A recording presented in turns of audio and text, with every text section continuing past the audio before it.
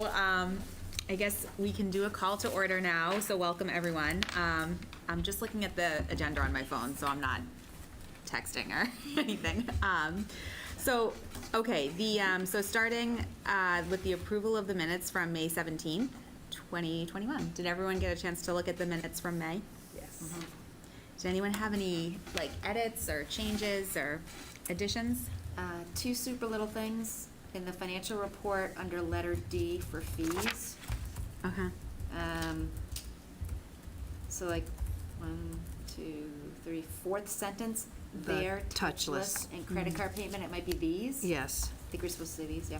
Good catch. Okay, and then there was one other thing I saw, hold on.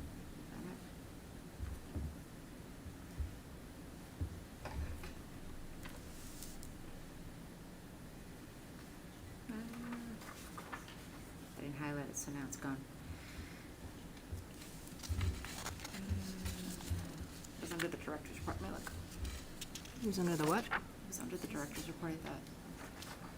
Maybe it was the extra number 13.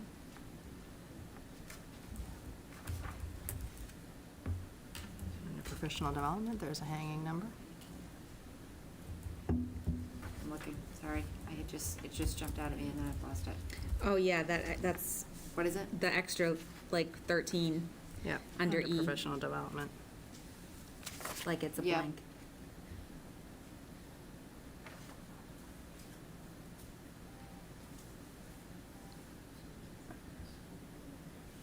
Okay, it mustn't have been huge. Okay. Yeah, did anyone else have anything with the minutes to adjust? Okay. Okay, so if nothing else, do we have a motion to approve the minutes from May 17th as edited tonight? Okay, and John, do you also vote to approve the minutes? Yes. Awesome, okay, so moved. Who seconded, actually? I'll second Andrew moved. Yeah, okay, that's what I thought. Okay, great. Okay, so moving along to public comment. I know we have some guests tonight, so thank you guys for coming and for being patient and waiting. So, welcome. They have to come up to the podium to speak. Yes, yes, if you don't mind coming up to the podium, thank you, Amy, when you speak, just so the microphones can kind of pick up everything and, And we don't have to wear our masks, right? yeah, I think we're okay. There's some space here. Yeah, thank you. Very well ventilated building. Yes. So, not used to talking to microphones. I know. Bear with me. So, we are from the Friends of the Reading Public Library. My name is Leslie Haley. I'm the Vice President. Lynn Mazzaro and Liz Krugman are also with me, and we're here to talk about our book sale room. Hoping to educate anybody that is not educated about our book sale room or never been. Because we just heard last month that we may be losing our book sale room to other space. So we just want you to know how important the book sale room is to us and how important it is to the library. So a little history about the book sale room is that this library has had a book sale room for close to 30 years. In the old building, we had a little room just going down to the lower level on the left, actually a larger room than what we have here. We also had a closet on the second floor that we shared with the foundation, so we store things and the foundation store things. So when the new building with all its wonderful space was being designed, Ruth promised us that we would have a book sale room. We would not probably have a closet, but we would have a book sale room, and the room would be designed as the book sale room for the Friends. So we worked with her and designed the book sale room, and it was perfect, and it has been perfect. So before, a little more history, was our book sale room used to just pretty much be filled with books that the library was getting rid of, and they would give them to us, and we would sell them in the book sale room. And some light came on that, and they decided that it really wasn't a very good idea for the library to be, buying books, then giving us to us and selling them. So they decided just to get rid of them, which is fine. And moving into this building, we thought, okay, and we took some donations, but not a lot. What are we going to do in this new building without those books? So we moved in here, and we were very pleasantly surprised. We started taking donations from the public, and we almost have a book sale room that rivals a bookstore. We have, bestsellers. We have lots of hardcovers. We have book club members that will donate, a few books at a time. We have a tremendous collection of books in there, and we are inundated every time we look for donations. So we come in, we have a week of donations, we come in, and the book sale room is full. So Liz will tell you more about what we do with all those books. But anyway, we have really become a great community part of the library community. People, it's a destination. There's people that come just to shop in the book sale room, just to drop off books, to donate to us. Maybe they can't donate money, but they'll donate books for us to resell and pay for all these beautiful programs, like the summer reading program, that the tax dollars cannot pay for. Mm-hmm. So we are, at this point, after 3 years of being here, we are making between $3,500 and $4,000 a year. And to some people that might not seem like a lot, but that is selling books for $2 and $1 and 50 cents and DVDs for $4. So that's a lot of product that we're selling to get that amount of money, which pays for almost a whole summer reading program. So we become part of the community of the library. People make it a destination to come in. The librarians at the front desk are always telling us how people are asking when we're opening, when we're donating, when we're doing this. They have been dying for us to reopen. So with that said, we feel that also being a 501c, we are completely donations. Practically everything we make goes back into the library. Losing or dwindling or making inefficient a book sale room in here is not going to help us raise funds for the library. Fundraising has been very difficult. We haven't been able to have 2 house tours, which has been our bread and butter. Our biggest fundraiser is the house tour. Haven't been able to have that. So the book sale room not only raises money, but it has our name out there. We've got a name on a door, we've got our name on advertising for the book sale room, and it's really important that we have a presence in the library. And partly because the community demands it. People really want us. So, so we were very flabbergasted a month ago to hear that we may be losing our space because an office was needed, or maybe another book conference room or something.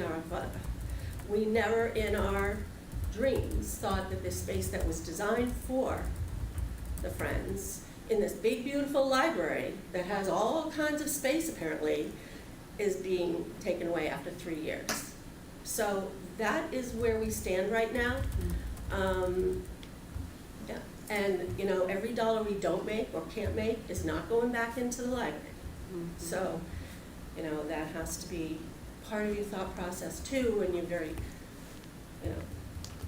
decide to move people around or compromise, and we would be compromised drastically. So let me just turn this over to Liz, because Liz is our book sale room. Grunter. She does it all. And let her tell you what having a book sale in this room in this library entails. Yeah. So some of the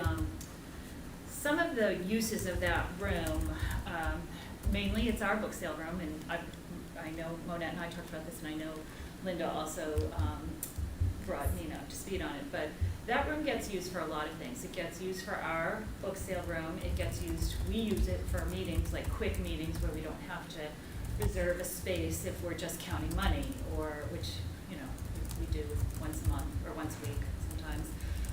If we need to just go over something quickly with 3 or 4 of us, or during all of our fundraisers, we use that room actually quite a bit to stage things. That room also gets used by a lot of the Reading High kids. They come in, they don't, you know, they're not reserving space, or there's too many people up in the beautiful new room, whatever, I don't even know what you call that, but that really cool room up there. So they come down here and they do their homework and they can talk and they can work off each other and do projects, and they don't have to be totally quiet.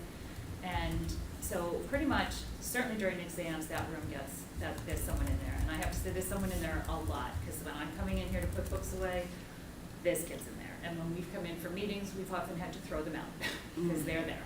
So there are kids in there a lot. I've come in and there's been tutors in there, tutoring kids. I've been in there, someone was helping someone with their accounting. So that room gets used for a lot of things that I think it would be a real loss to not have that space. That even though the door never gets closed, it is enclosed and separated. And because you have that audiobooks room, it really is separated from the rest of the library, so you can talk in there. Again, as Leslie said, it's an opportunity for the community to drop off books they don't want or need. We get a lot of the summer reading books that parents drop them off, and then they get resold for 25 cents, 50 cents. It's a really good resource for kids. Like, my kids couldn't read a library book in 2 weeks. It was not possible. So this is an opportunity for kids to get their summer reading books and have them without paying, I don't even know what a book costs now, $14. So, and then we get books that come in and go out and come back and go out and come back. And I know this because I have everything color-coded, so when books come back with a blue sticker on them, I know they came out of my room. And I'll put a red sticker on it because that's the sticker we're on now, and then it'll come back again with a blue sticker. So we make money over and over and over on the same book half the time. So it's just a really good opportunity. There are people that come in there every day. I see them. Leslie saw one of my buddies today when she was in there, and they've missed it terribly, and they're so happy it's back. And they come in, it's, you know, I don't know if they're lonely, but they come in, they know I'm going to be in there, they're talking. So it's that kind of community resource, which I think is what the library is all about. It's also an opportunity for not, as Leslie said, our name is on the door. If we're in there, any of us are in there working or having our meetings, it's an opportunity for us to engage people that have come in and tell them about, you know, I'll be in there putting stuff away and people will come in and say, what is this? And if they didn't know, and I'll tell them about the Friends of the Reading Library. And we've even got people on the board because someone's been in there working and then says, this is what I'm doing. Are you interested? We need people, you know, I'm sure, you know, you guys know, any volunteer organization needs people. So it serves a lot of needs. And as Leslie said, to lose it would be a blow. It would be a blow to us, and it would be, I think, a blow to the community. And to take a room that is now being used for books, for meetings, as a library resource, and turn it into an office that is now, I mean, and I know this is very important, this person that's coming, and, you know, it's very important to find a place for this person, for sure. But, you know, we talk about the library as community, and a private office, sort of, is not really community. So anyway, that's my argument. And I know that there have been some alternatives offered. I did go look up in the turret today, just before I came here, and you know, looking at it, and again, I'm not an engineer. You know, I'm sort of just looking at it, but I would say that you could maybe get 3 shelving units in there, probably flat, not rounded, 1, 2, 3. And it would be pretty tight. I mean, I don't even see how you'd get a table in here with that. I really don't. And if you reduce this, it's already, the room is a little small as it is, but we make do because I'm in there pulling stuff out of it. Nothing stays in there for more than 6 months because we just don't have the room. And I take the books out of there and I take them up to a bin up in Linfield where they get repurposed for, I don't throw them away or put them in a dumpster, they get repurposed on and on and on. But, there's just, to reduce it down even by less than half, we couldn't fit, because we couldn't, it wouldn't be really worth it. It wouldn't be worth the time, because the people aren't gonna bring a third of the books when they bring their books. They're gonna bring the same amount of books, which means we're gonna have to cart all those books out of here, because there simply won't be any room. And we have fiction, nonfiction, DVDs, games, which are super popular with the teens, and a full wall of children's, little children's, medium children, big children. And there just wouldn't be the room for all of that. And so it just probably wouldn't be worth, I would think in that space, it wouldn't be really worth going forward. So, anyway, that's our, we were even looking on our way out. I talked to, I think, Monette about the audiobooks there.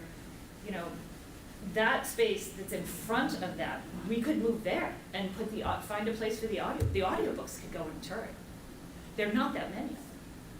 And mostly it's older people that use those, so they wouldn't have to go up and down the stairs or an elevator. You do, you have to go up the stairs to get to that side floor. But, maybe the audiobooks could go there. We could go where the audiobooks are. I don't know. It's not that I can't handle leaving that space. It's just that if we do have to leave, it would be really nice if we could at least have the same space. That's all. The same amount of space.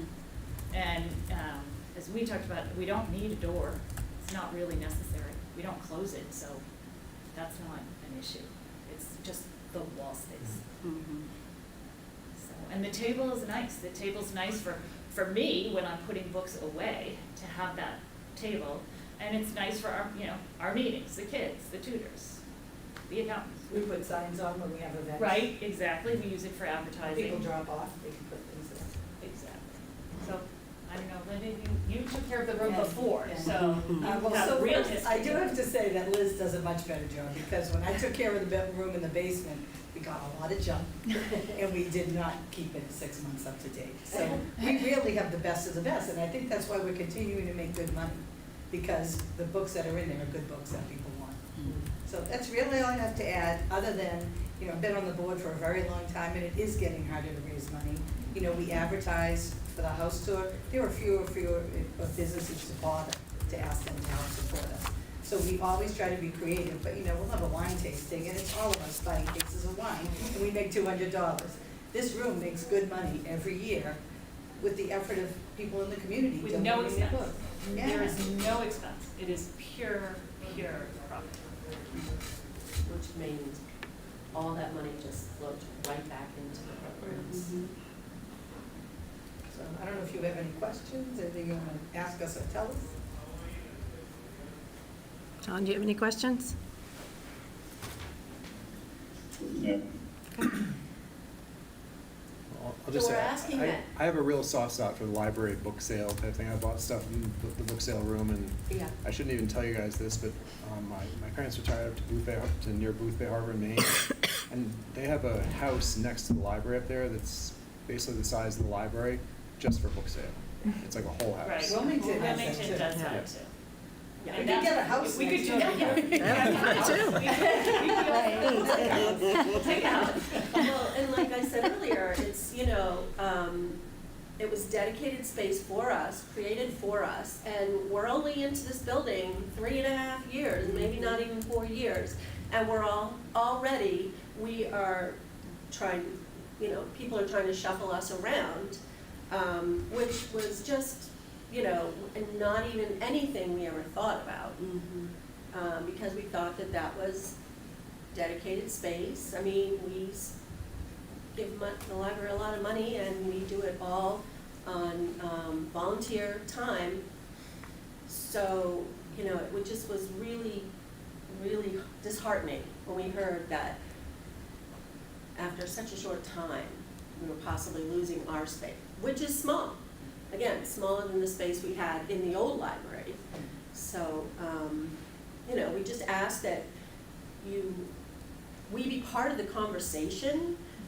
We weren't part of the conversation, which maybe has been going on for a while. And that kind of bothered us a little bit too, that we weren't getting the respect to be part of the conversation of what was gonna happen to our room or to us. So that we ask that, you know, you keep us as part of the conversation. Because this is, I mean, we're doing this because we love the library. We're not getting paid for it, we're not, you know, neither of you, but, you know, the Friends is a valuable organization. We've been around since 1975, I believe, the Friends were incorporated. So that's a long time. So I think we deserve to be part of the conversation. Oh, two other things I was just thinking about. Other towns will do a once a year or twice a year sale, and I just did a quick investigation, so I didn't find everything, but a lot of these places, the town has a big empty space where they can store the books, or someone has a barn where they can store the books. We really couldn't do that. There's no place to store books up to have a sale. And one time I remember we did a magazine sale here. I think it was just magazines, wasn't it? No. Was it books? We used to Yes. do books Yeah. on the That second was a floor. lot of, Yeah. I remember there was a Yeah. lot of work and they were worried about the floor, I remember. Yeah. Yeah. And the Boy Scouts helped out. The Boy Scouts had a fun time with that, And yeah. then one other thing that I just wanted to share. So I've been coming to this library since I moved to Reading in 1989, and I would often run into my old teachers. I grew up in another town, but I would see Mr. Sullivan, Mrs. Soley would be here, my old teachers. And Mr. Sullivan was my sixth grade teacher, and in the summer, he would go to Maine. And every summer, he would go down to the book room and buy boxes of books, because there wasn't a good library up there, and he would just give the books up to his neighbors. So, you know, just sweet things happen in that room. Yeah. Yeah. So thanks for your time. Yeah, Yep. so Thank you. definitely, thank you all for coming. That was really helpful to hear, you know, just more about the history. You know, and we know how important the Friends is to the library and to the whole community. So we do really appreciate all the work that you all do. I want to say that as far as like being left out of the conversation, we haven't actually talked much about the space. Like, this has been hard to plan for, because just in terms of the space of that room, like this has not been like a months-long conversation that's happening. I think we're kind of trying to think moving forward now that we know that the position was approved, like where makes sense. So, right, I mean, it Yeah. hasn't been like I don't want you to think, and I understand, you know, being part of the conversation is important. I didn't want you to think that the conversation has been going on for long. We haven't really had a conversation about it before. So the position wasn't approved until May It was just approved last 1st, May month, 3rd, right? or something Yeah. like that. So So it's that's very why. recent. Yeah. So, I mean, I know that we have Cherry isn't here tonight, and she wanted to kind of discuss too. So, you know, I think tonight we're not going to like be able to decide anything, because Cherry Yeah. wanted to kind of have some input as well, because she's been involved for a long time. Yeah, we're not asking you to Yeah. decide something tonight. Right. We just want you to know Yeah. how important that room is. I don't know if all of you have been in the room, but it's right down the hall here. And it's, like I said, it's a destination. People come to the library to go to that room. And to be an effective room that's gonna draw some money and it's gonna draw people in from the community, as this being a community building, we need at least that space. Amount. Yes, at least that amount of space, at least. So, yeah, we could bump right out into that space that's hardly used right in front of us if you wanted to do something like that, you know? There's a cash book on the wall, if you haven't been in there, there's a cash box. Yeah. Because in the old library, the staff used to have to take money, and that was a pain. Yeah, so we rely on everybody just coming in. So again, we make that money on people that, on an honor system. They come in, they buy a book, they put money in the cash box. A lot of times more. If I And take a lots- book, I usually put Yeah. money in. Yes, Oh, that's you're the what- one. That's me.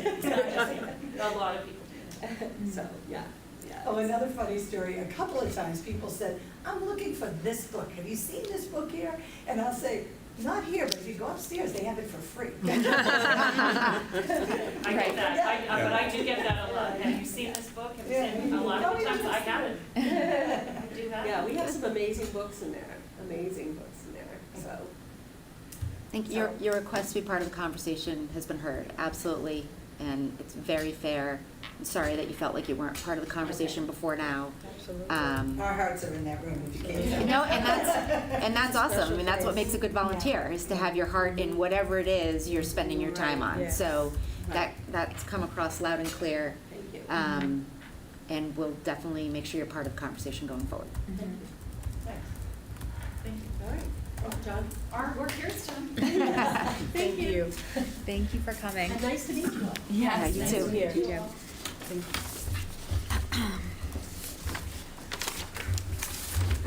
Okay.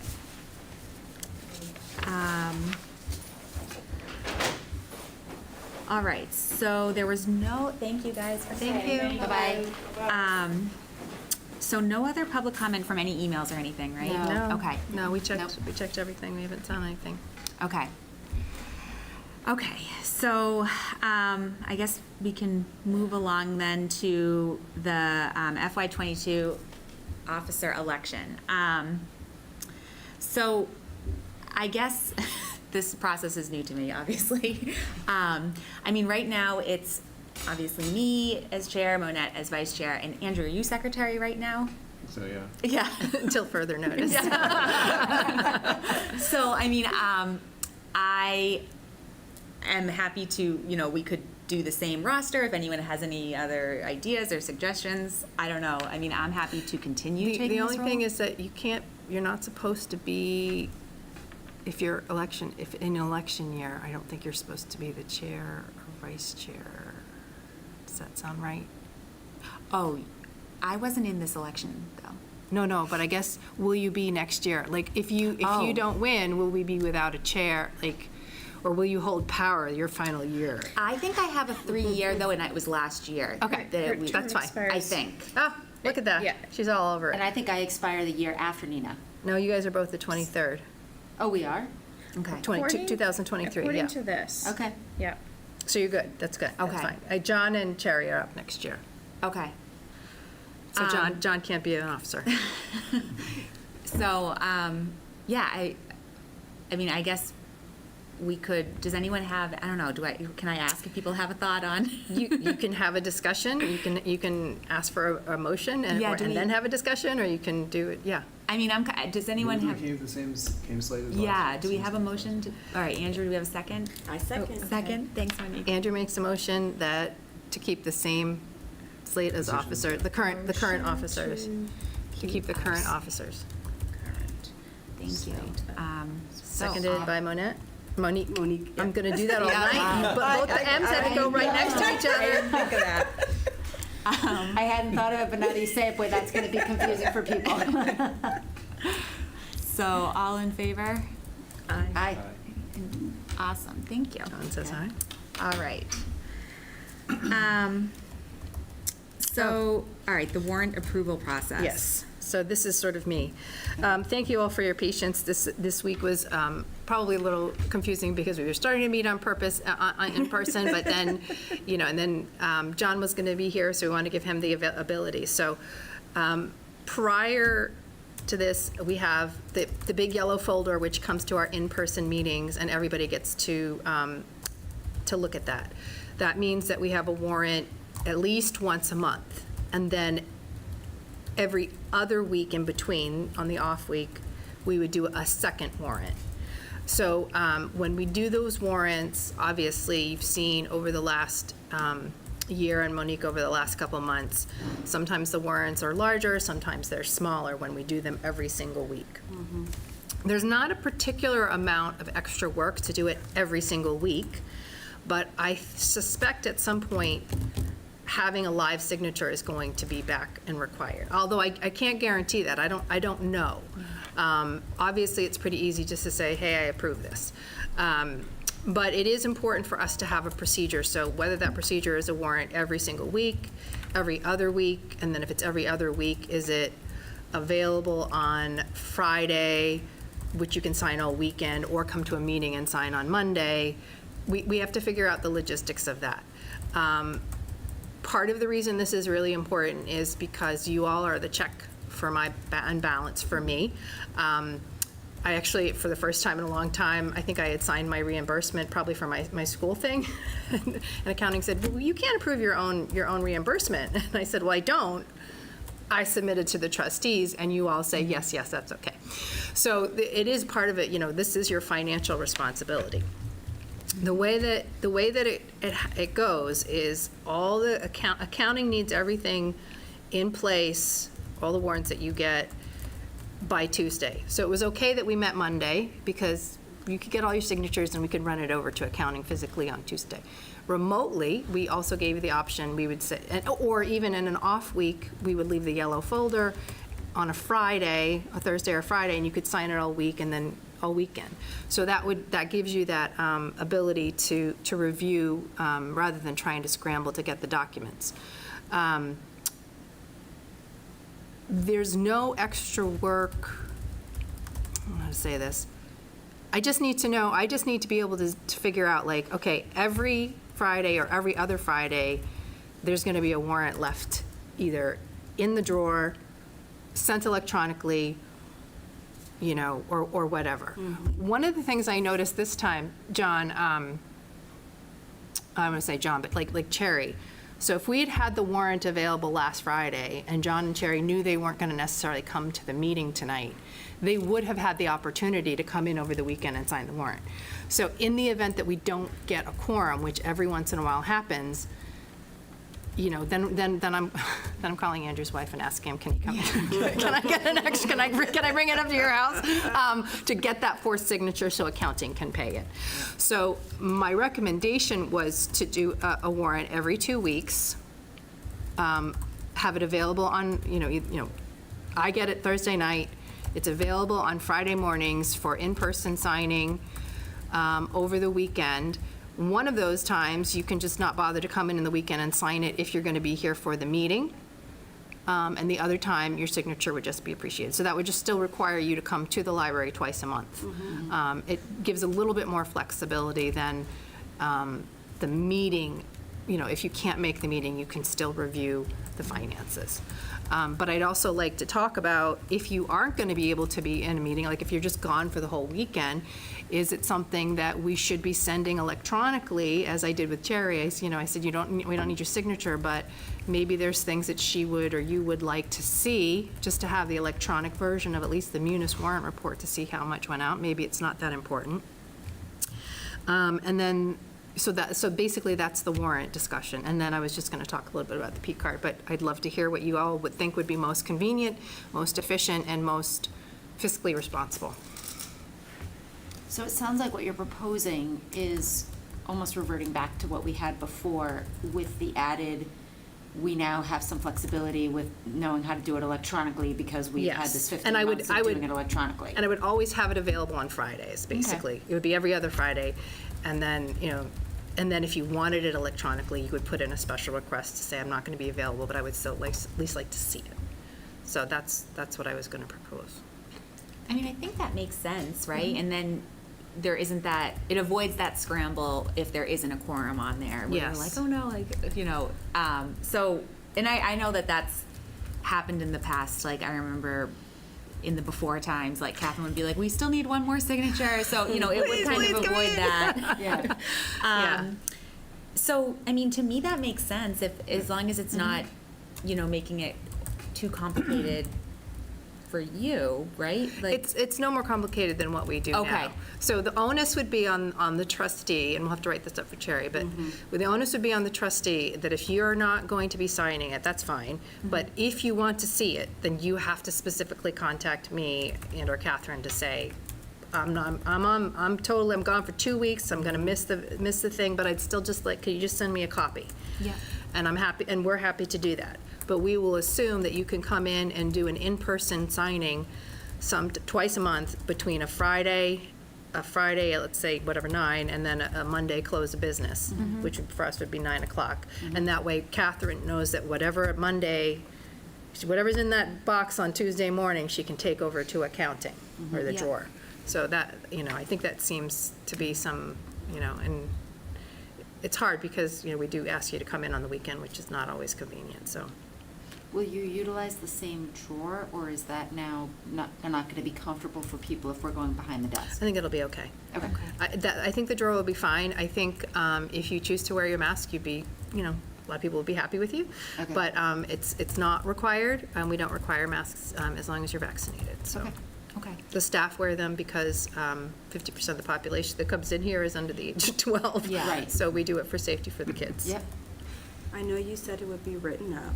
Will there also be a list of dates, or you'll still remind us? I think that's a great idea. Monique suggested putting a list of dates up, and I think that's a great idea. Because we do get the warrant control sheet. We know, like, all those little numbers, T1, 51, or whatever, we know all of that ahead of time. So we can totally plan that out and send that out. That's a good idea. That's a great suggestion, because Yeah. it always seems to surprise me. Me too. I didn't Even though it's twice a month. it I still didn't even know there surprises was me. any rhyme or reason to it. Right. Yeah. Or you think, or sometimes you think, like, did I miss it? Or did, Yeah. Yes. Yeah. what's today? What month is it? And so I think that's a great, Great idea. that's a great idea. Perfect. I just don't want to forget. So Yeah, that no, was that's a little smart. selfish. Thank you for Yeah. being selfish. And the last thing was that P-card reporting. Because I'm less concerned about getting an actual signature, because what I was explaining to Monique earlier, that the credit card bill it's the town's credit card. So it's not the library's credit card. The town gets billed, they pay the bill, and we charge it. So it's an after-the-fact thing. So knowing that you've seen it, I feel like you do need to see it.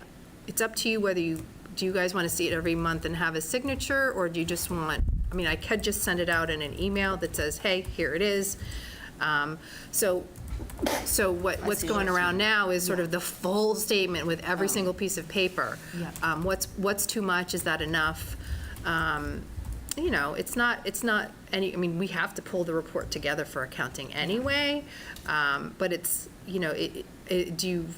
how do you feel about signatures, or how do you feel about just, we're gonna get this once a month, and Amy will get an email to us. I'm ambivalent. I also don't want anyone to say, like, I never knew you spent $1,000 on a tent. So, and that we rarely actually have anything. Oftentimes they're like registrations for Yeah. conferences and things. But like we did put the tent that's going to be going up. They asked for a credit card. So I just want to reiterate, the P card is It's a procurement charges from card. the library that are hitting the town's credit card that Yes. then are sort of backed into Yes. our budget. Yes. And this is giving us visibility to that, because it's not Correct. an invoice that's paid like. Correct. Okay, just making sure I'm Yeah. following along. And we would get this once a month, yes. and it would be at the same time we're getting one of the warrants. So it wouldn't It could be be. an extra trip. I wouldn't, or we could just bring it to, the monthly meeting. Oh, okay. And then you could just hand it around and just be like, okay. It depends on how formal or informal you want to get. Okay.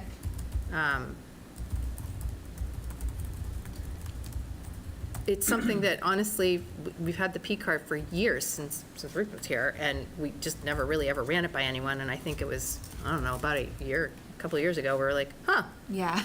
I remember when that came up. I was like, what's a P card? what's the procurement card? So we can't buy food with it. We can't put, I don't even think we can put travel on it. We can put, so we can't put like travel, hotel, or food or anything like that. So if someone's doing a conference, they have to pay for it themselves and get reimbursed. But we can do registration.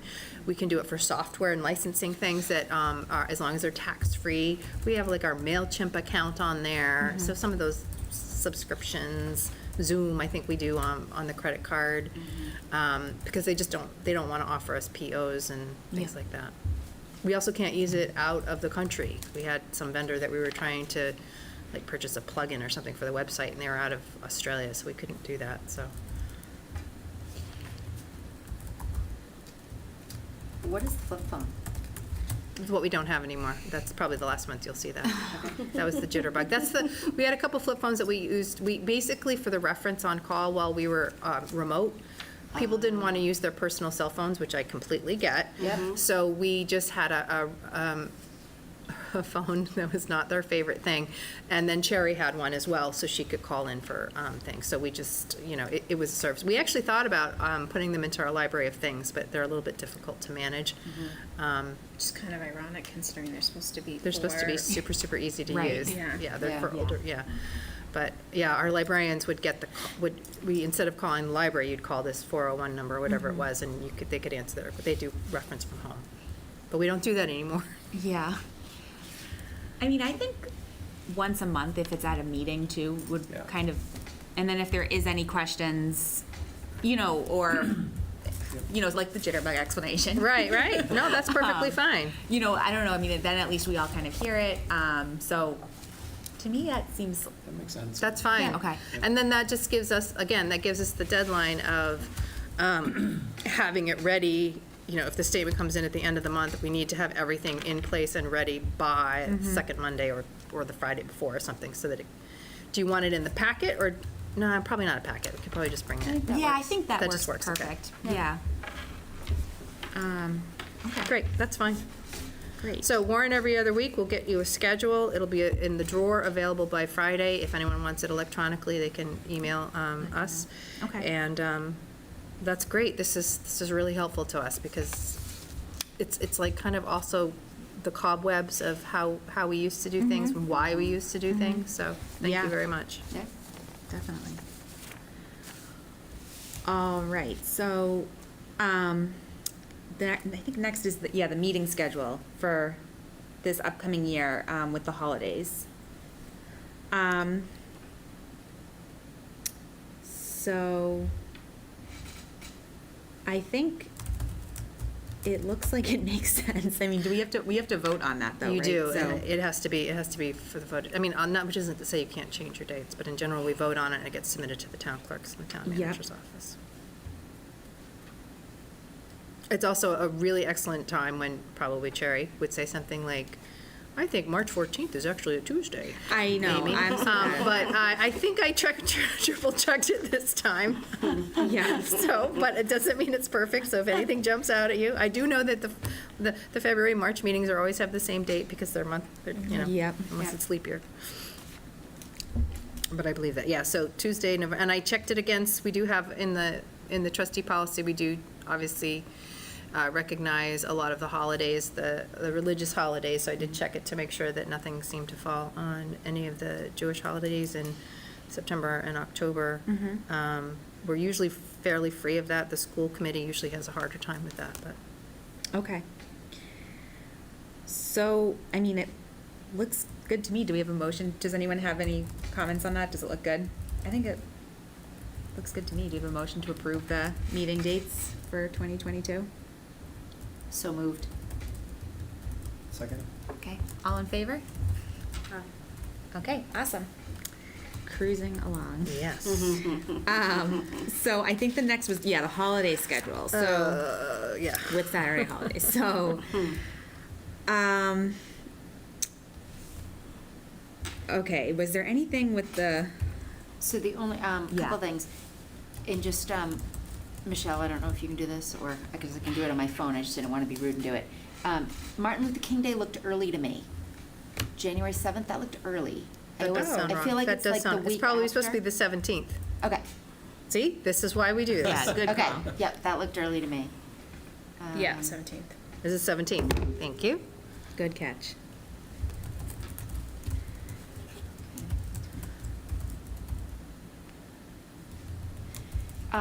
So, I don't think we need to have June 19th on here because the library wouldn't have been open anyway, because it's a Sunday. Correct. I think it's just, you just need the Juneteenth observed, perhaps. Right, and I just wanted to make sure, is that following how the state of Massachusetts is observing Juneteenth? I mean, Yes. any holiday on a Sunday, they Correct. observe on the Monday. Yes, and, Okay. and that's why, this year in 2020, and this is why I hate, because half our stuff is fiscal year. Right. Half our stuff is calendar year. In calendar year 2021, Christmas and New Year's fall on a Saturday, so we'll So be it's observed closed on on the that, but Friday. well, no, it's not. Technically, the state says it has to be observed on the Saturday, but the trustees have the authority to also close the library on the eves. You have the ability to close the library for, like Flag Day, if you would like to close the library for Flag Day. But when they fall on a Saturday, in this case, we have two holidays that are very traditionally, and definitely with Christmas, it's a Christian thing, where we have, Christmas Eve is also we closed traditionally like half a day on Christmas Eve. So, but since in the 2021 holiday calendar, New Year's Eve is a Friday and Christmas Eve is a Friday. And last year you approved having those days fully closed. So we're closed on the Friday and we're closed on the Saturday. So we're closed on the actual holiday, but you have given the day off the previous day to the employees as being closed. So that is not always the case.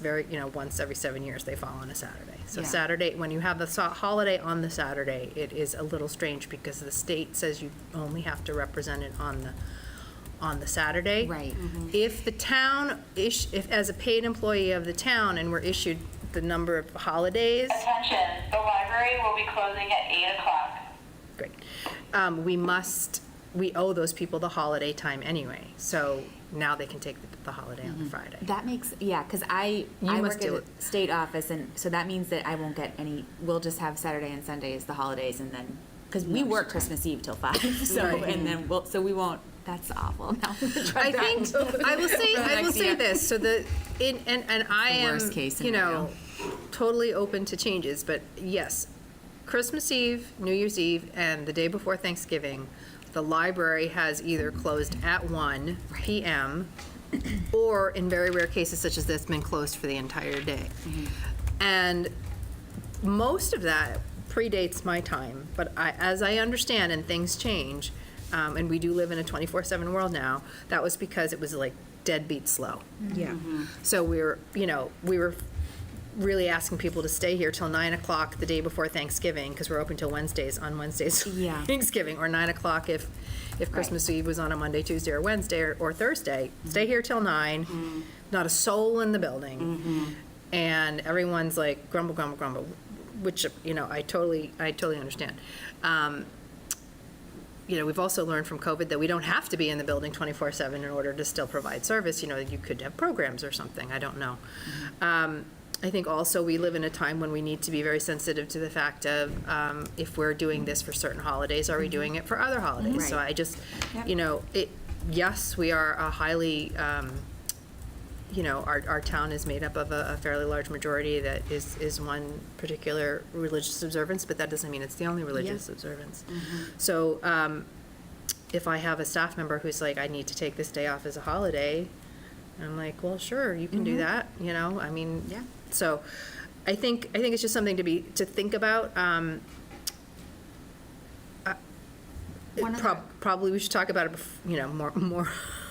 We don't have to make this decision today, obviously. That this calendar doesn't have to be set until basically January 1st, 2022. Yeah. So it doesn't have to be decided right now. The other question I had was, and just remind me of our discussion around this, for some reason I had it in my head that we opened on Sundays on the weekend after Labor Day. No, we open from October to May. Okay, it's October to May. I thought this looked good otherwise. I think so. I mean, I certainly, I agree. I think closing early on those, the 24th and the 31st makes complete sense. I mean, I think you're right. It's slow, I'm sure. And, to have people just kind of looking at the clock, it doesn't seem fair. So one day that we're not closed, that everybody grumbles about, is the day after Thanksgiving, but we are quite busy the day after Thanksgiving. Yes. Because we had a lot of people that want to get their kids out of the Yeah. house, or they just want to get out of the house. So that's something where, I feel like we have, some, in terms of trying to, look, we're trying to be, fair. We're trying to be understanding of the fact that these are slow times and, you don't need to be here, but this is a really busy time for the community, so you do need to be here. Yeah. Yeah.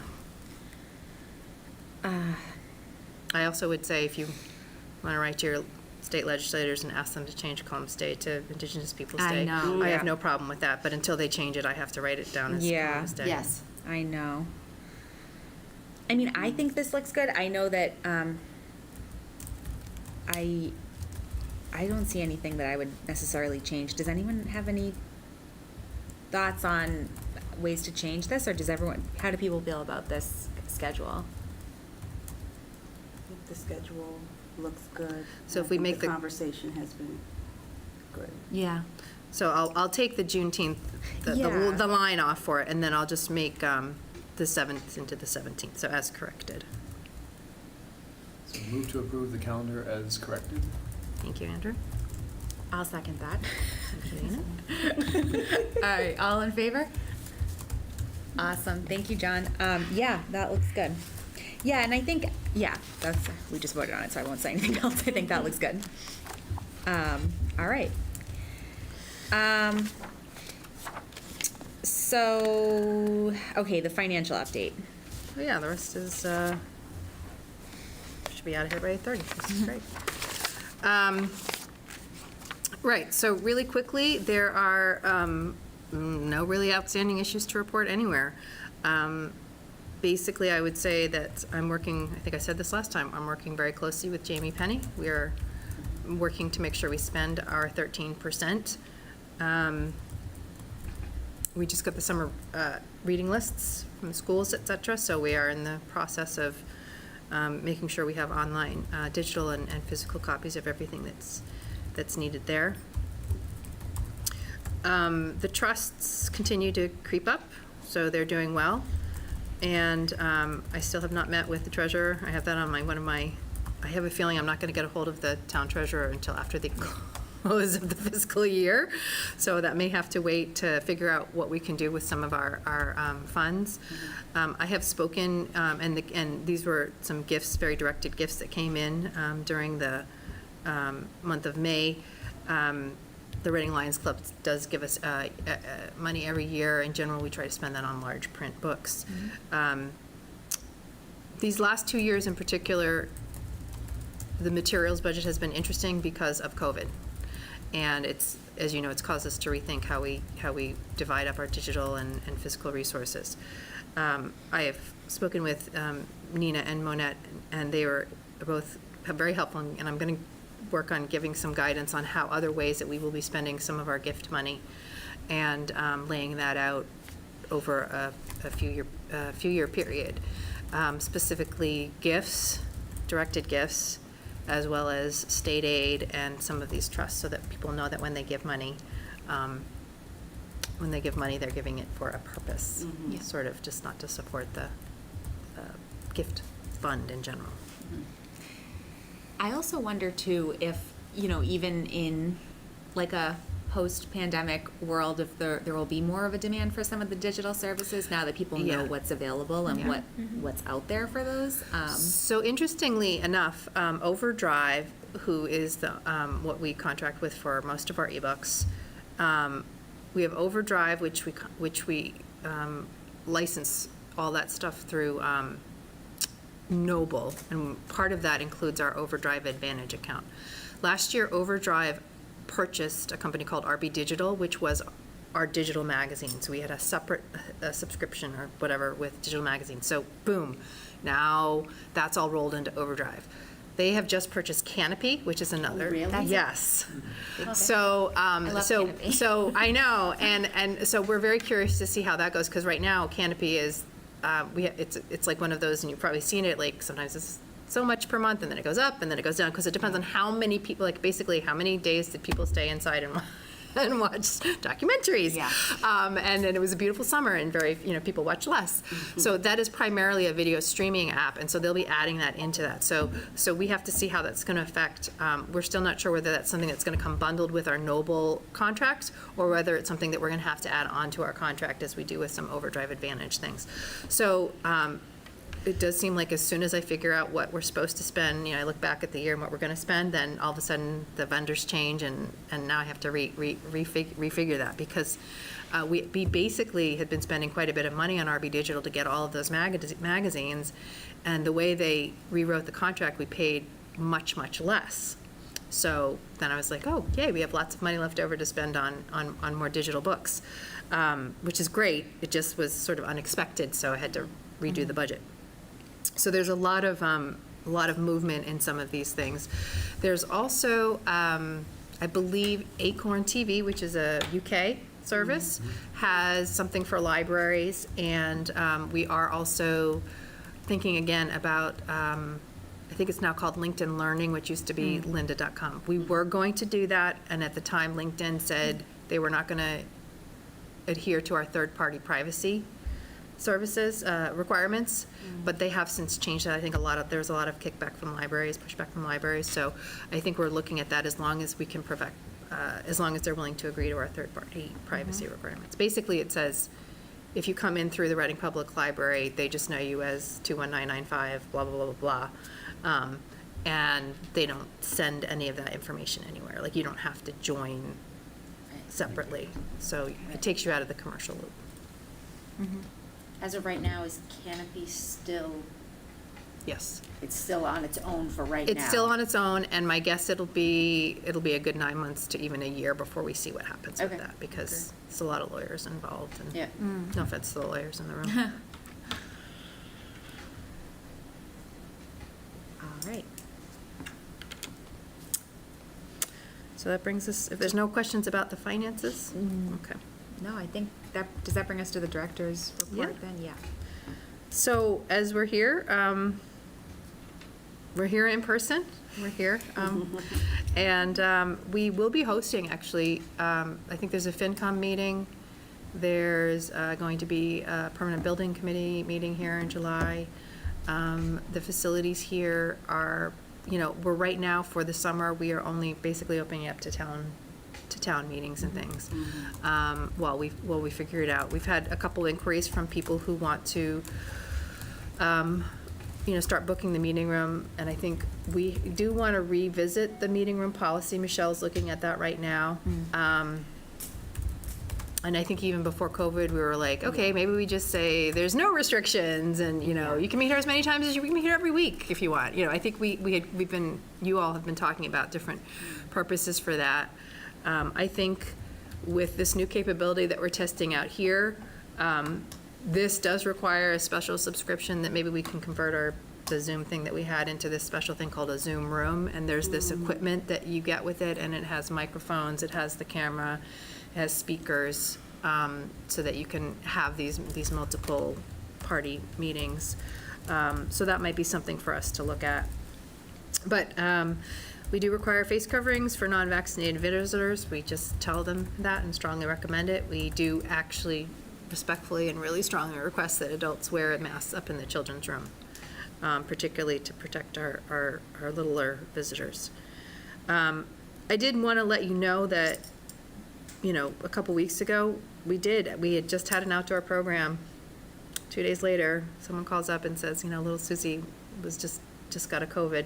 So we don't have to do the contact tracing because she's in school, and so we have a fantastic contact tracing. They do everything, and they would have reached out to anyone that the child would have been in contact with. But it was one of those things where I think some of the staff were like, really? We're making everybody wear their stuff outside? Oh, we're, like, why are you? And then all of a sudden they're like, oh, yes, yes, we are. I know that I think it was a really big wake-up call for all of us to realize that, this is still out there, and there's different variations and things like that. Next week, basically, will be as close to normal as we think we can be. Next Monday starts, that greeter desk up there is going to be gone. There's going to be nothing in the library. If you ordered something, you come pick it up. It's going to be back at the old place. We'll be open from 9 to 9 and 1 to 9 on Thursdays, 9 to 5 Fridays and Saturdays. So all our regular hours are back. You can eat and drink. And all the soft seating will be back. It's been very fun. John Davis, our evening custodian, Linda, is covering for another custodian who's out on medical leave. So she's over at Town Hall most evenings. So we decided to make it, since there's not two of them, John's been like, He's like been putting out a couch a day, a chair a day. And so every morning we walk in, we're like, there's a new purple chair somewhere, and it's really exciting. And then we're all like, is that where it was? We can't remember where it was. But yeah, he's been putting that out. So next Monday, anywhere you see like a table blocking off a desk or, like do not enter, those should all be gone. All our desk chairs will be back, and there'll be no appointments. So we'll see how that goes. Just, on that, can I just call out for the minutes, just to point out that the hours are reverting? That's been a question I've seen. Yeah.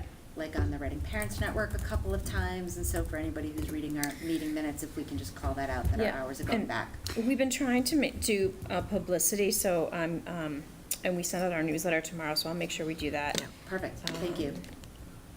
And you might have said this, but the plexiglass or the plastic things. The ones installed on the desks will stay. That's what I thought. Okay. Only because they're in. pretty expensive, and I think it's not something you want to take down until you're really sure. I agree, Really yeah. want to take it down. I think if we get to the point where we feel that the staff don't have to wear masks, that will be helpful. So I think the masks will go before the plexiglass goes. I'll say that. Yeah. Okay. That seems to be what Makes I'm sense. seeing. in That makes stores sense. as well. Yeah. Yeah. Okay. So, I know we're excited. I'll say that I appreciate the trustees' patience in getting back to our regular hours. I think you will notice this coincides with the end of a lot of public school attendance. Like everybody else, we have workers who, had been juggling schedules left and right to figure out everything from regular school to after school to, partners having different obligations. So we probably could have been at full hours starting, beginning of June or May 29th. It just would have been extremely, we gave the staff what we felt they needed to get back to being back on regular schedule. So that is a very kind consideration and compassionate, so thank you very much for being patient with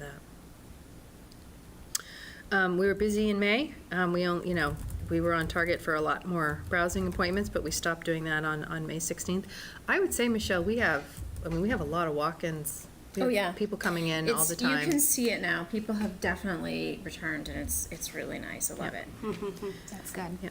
And I think we'll see the PC use and the study space use will come up and down. I've had someone pick, like, is the ground floor space open? No, it's not open until 3:00. Okay, I'll come back at 3:00. Like they just know where they want to work now. So it's not a matter of I need to get out of my house so that I can study for this exam. It's I can pick and choose. So we're seeing that. And again, I cannot tell you.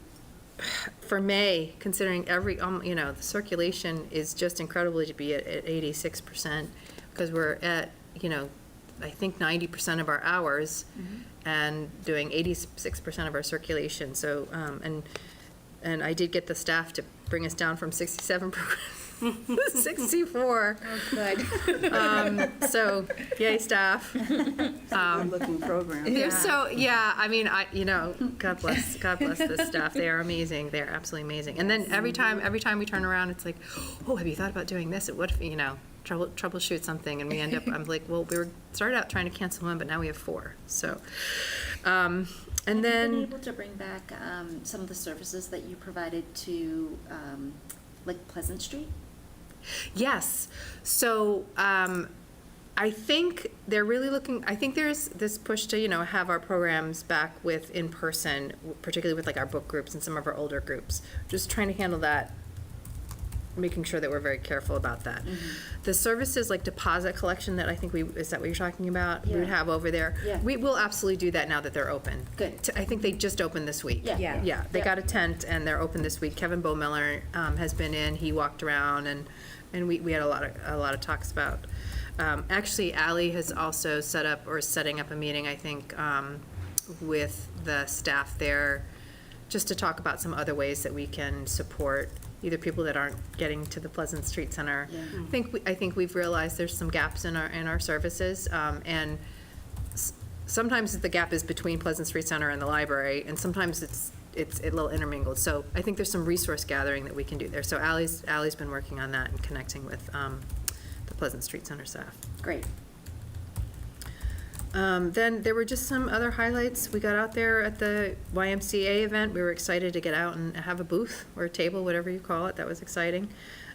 We have our very important babies. This right now is our inside in-person program. Just to note that this kind of goes again, to the masks and things, but very young children, many of whom didn't exist before COVID. There is an increase in an uptick in things like RSV and other communicable diseases that, they need to build up their immune system. So we're trying to be very sensitive and cognizant of that, because the very particularly young children are also very vulnerable. So, it's registration only. They're very small groups. They have to come with their caregiver, try to do the spacing. So it's good. It's just every time we turn around, there's another, oh, did you know that this is everything's dangerous in the world right now. So, and I was very excited that they reached 11 families with the Music and Me program. So the Roman music therapy, it's a sensory program. It's really part of our effort to be inclusive and meet, the needs of families that can't attend or who need more than just our traditional story times. And finally, I guess, PV Supa, which is our AMH, our book return thing, has been acquired by another company. Lauren Gardner, our head of borrower services, got and had them fly out finally after a couple of years, someone to actually do a physical check on the machine, so that's it's running much better. They our service contract with them is up this summer, so we will need to renegotiate that, and it runs anywhere from $12,000, I think, a year for support. That doesn't normally include somebody flying out, which I was a little surprised at, but it's remote support. But it is a pretty big piece of equipment that requires a lot of software programming, and that's what they, basically, it's the patches, and every time Evergreen upgrades, they have to write another thing, so. But it does a good job. We have 2 new substitute library associates starting this week. And something that's not on here, I said we were in search of 1 or 2 new substitute librarians. We're actually putting that search on hold. I received notice from Renee Smith last week. Renee has been with us for 8 years, or since 2013, and she's a teen librarian, and she is taking a break. She's not particularly leaving us for, another thing. She's looking to see what the next big adventure in her life is. I told her we'd have her back in a heartbeat if she would like to, but this is time that she needs to take. So we are going to be in search of a full-time teen services librarian. Traditionally, that position was held sort of with 2 people kind of working together, and I've been working with Allie Dowds to kind of rework it. We think having someone who's just dedicated to teen and then that's supported with other programs might work. So a great example would be, if we have a librarian that's very interested in health and mental health, well, that's not just teen and health and mental health, right? So that it could be, so we could be doing sort of more subject specialties that cross over age groups rather than trying to say like, this is just teen. How can we do intergenerational things with teens working with young kids or teens working with old kids? So we're reworking the job description and the posting to make sure that we can get some new perspective on what we're doing. So it's we will miss Renee. It is an opportunity for us, but it wasn't totally unexpected. I think if COVID hadn't happened, might have happened sooner. I'm not sure. So we will miss her, and I'd hire her back for many hours or a substitute should she decide to go that way. And then just a list of some of the things that we've been doing. I'm going to try including these horizons, which are things that are coming, that are sort of boiling and in the pot. Sometimes I can't predict what those are. Sometimes we have to wait until the town meeting actually votes after 7 nights of however long that was. So some things come as a little bit more of a surprise. But things that we are hoping to do over the next few months is we'd like to get an outreach bike to support a town-wide pop-up library services. I don't know if you've ever seen them. Brookline has one. Quincy, they're popular. They're basically like little bikes, and they have like big trucks on them, and you can just bring your books and stuff. I just said that the whole thing is that I don't have to actually ride the bike. We'll check on the insurance. Insurance is a big thing. There are companies that do this, and there are some really cool companies that do this right in Boston, and they work with, it's not just used for libraries, but they do work with libraries as well as other outreach programs and groups. But it is so that you can literally take the library to the people. So we have so many, we have lots of housing complexes coming up, and for the whole variety of income and access. Some people don't have cars because they're so close, and they purposely got a place right from the train station, so they don't have to have a car. So there might be places that we can go, parks, that will just sort of bring the library out into the community, or parking lot maybe, so. That's fun. We're going to get back to our quarterly programming frameworks, and I hope to have Ally Dowds visit one of our upcoming meetings, and she'll be able to talk to you about some new, we're working on what we call pillars of programming. So rather than necessarily having a quarterly theme, it's more like almost like values in the programming. How are we incorporating our values into our programming? So she's been doing a great job with that.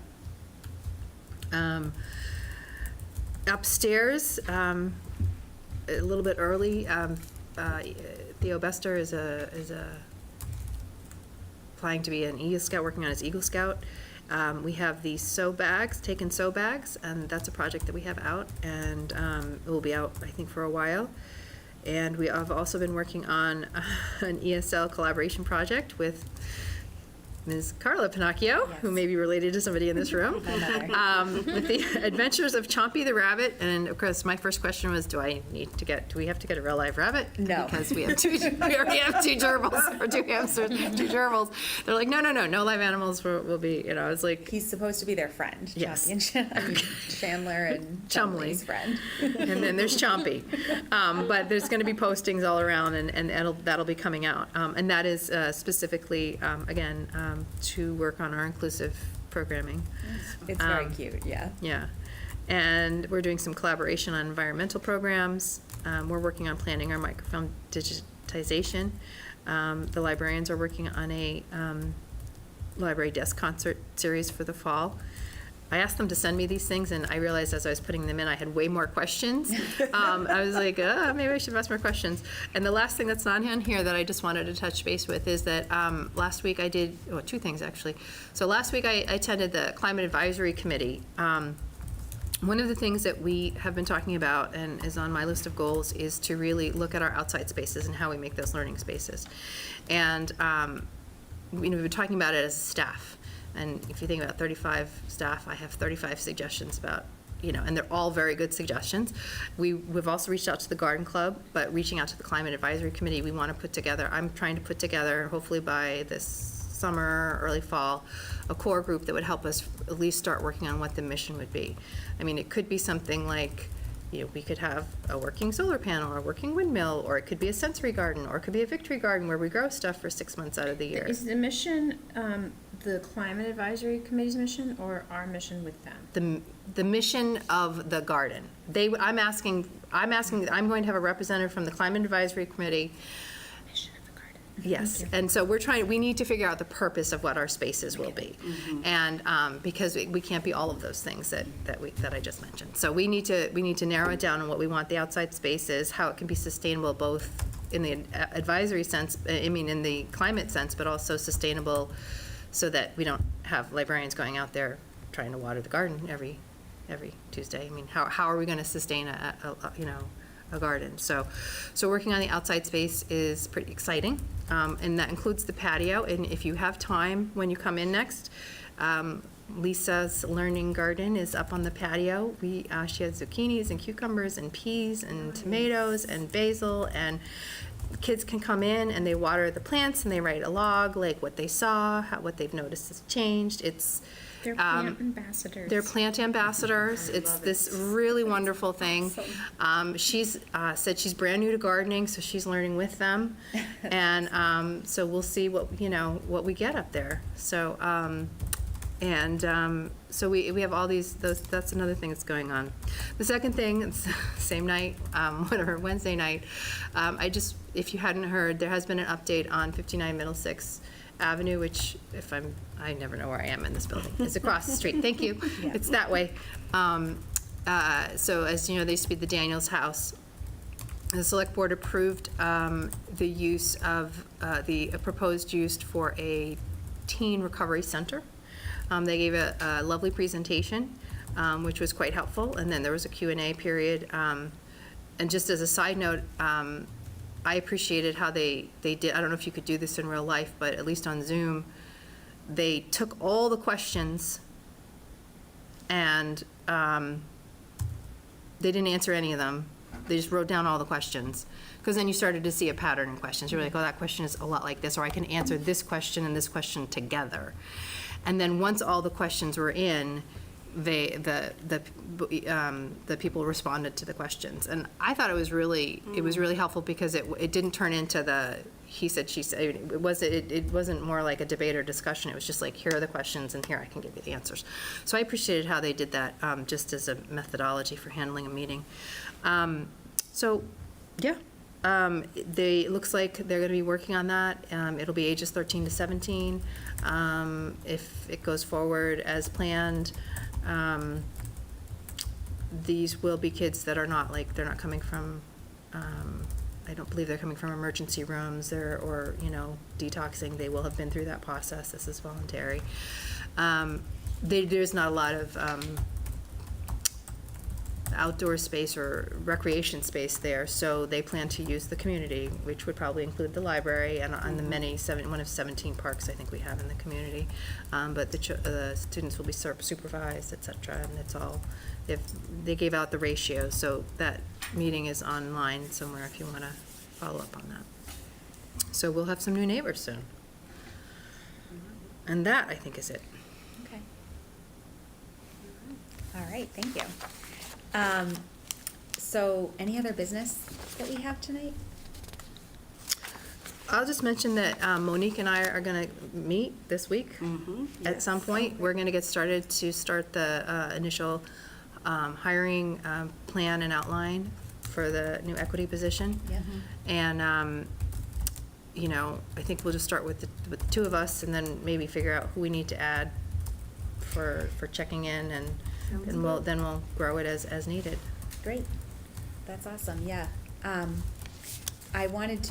know that we're gonna wait for, Cherry wanted to be involved in the discussion for the Friends Room, but just how should we move forward on this issue? Should we, what do you think we should have someone, because I don't want it to be it's on you, Amy, to make any sort of decision with them. I don't know if it would make sense to have a small group. I know me and you can create a committee. Yeah, if we should have a committee, or if we should, wait and see what Cherry recommends as well, because I know she had some thoughts. I'm just kind of curious as to what people think would be a good way to move forward with this, because it sounds like from their perspective, there is one option or two options, the audiobook room or the current book sale room. And that feels a little bit limiting. It feels like our backs are a little bit against the wall with that. So I just want to kind of make sure that we have some plan for talking about it. There's definitely some discussion points that I have had from some different sectors, mostly staff, about so I think it's worth a discussion, and then maybe deciding after discussion maybe we hear from Cherry. That's what I would say, and then maybe you could decide whether you wanted to have a small group. We used to have a space committee meeting inside the library called Space Cadets, and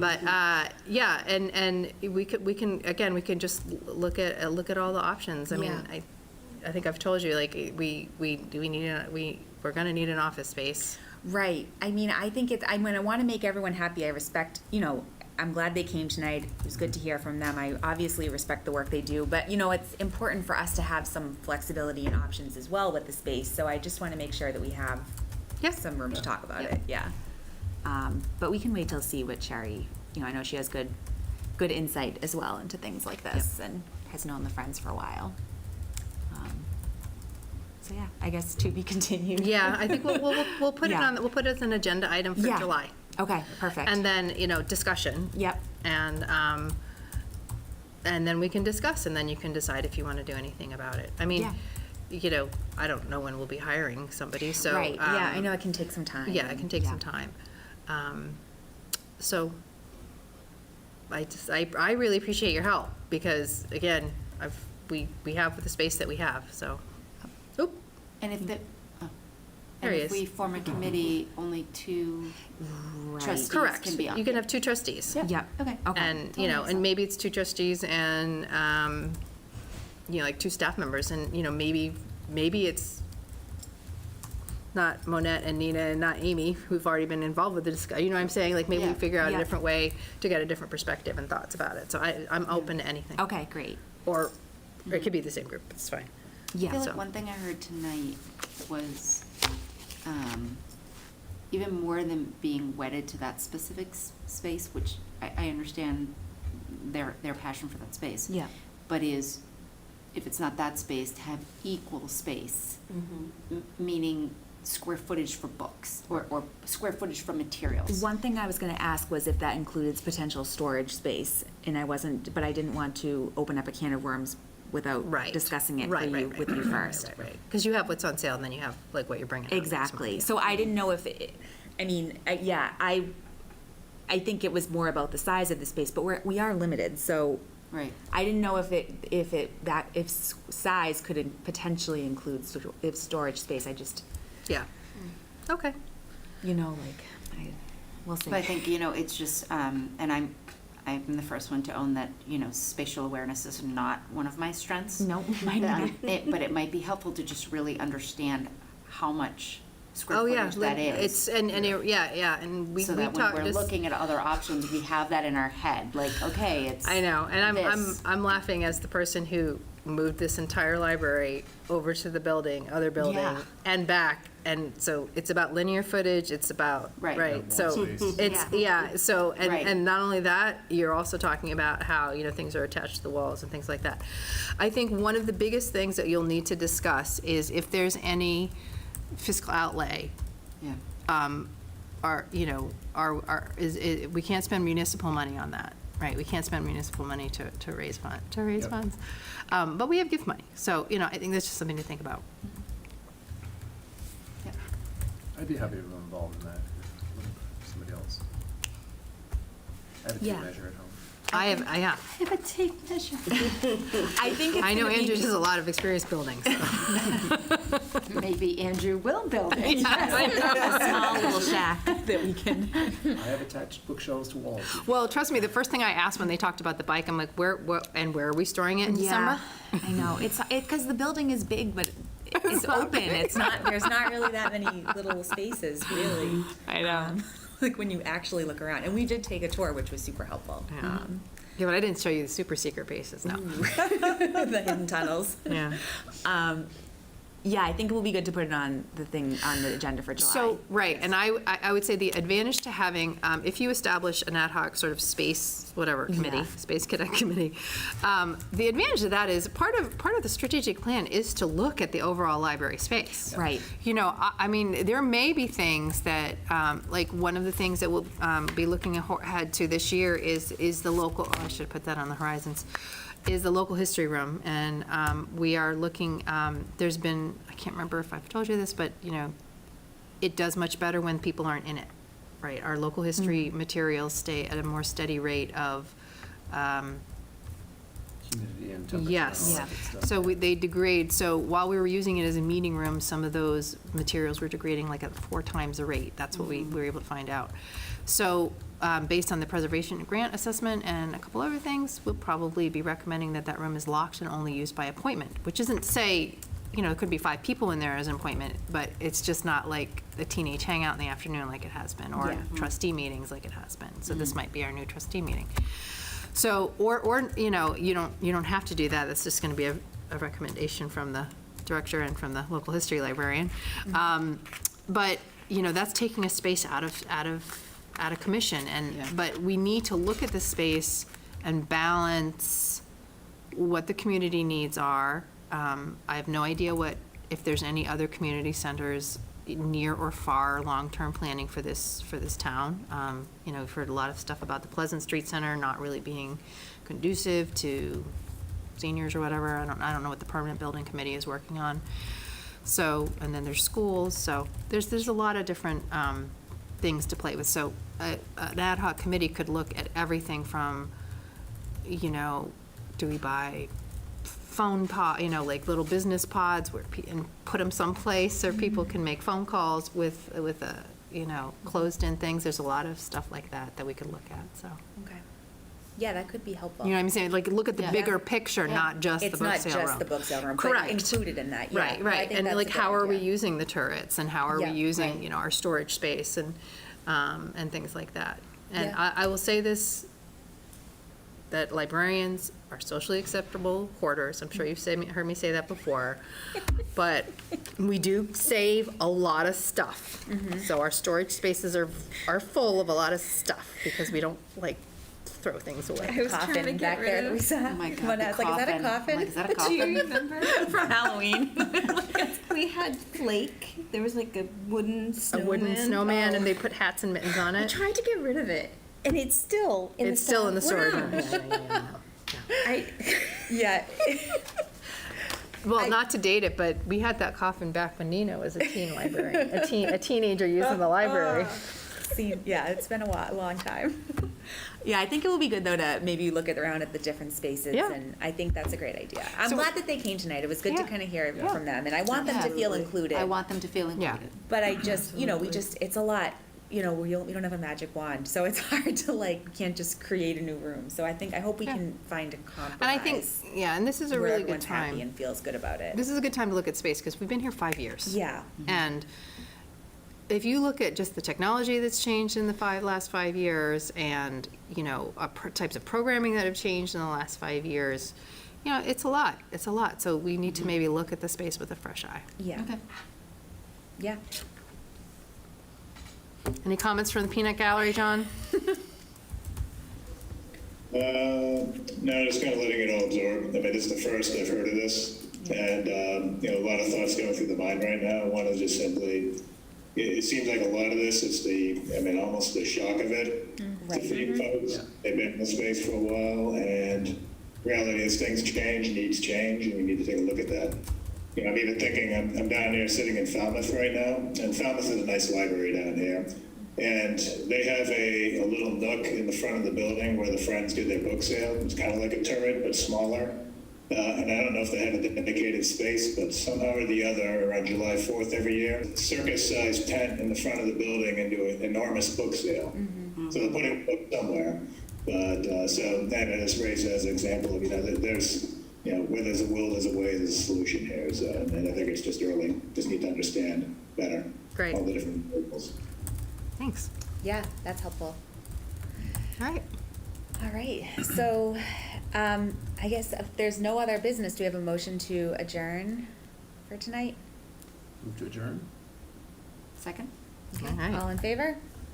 All right, our first in-person meeting. /Zoom hybrid meeting. Yes, hybrid. All right, John, thanks. Thank you, John. Have a good I'm night. going to end the meeting.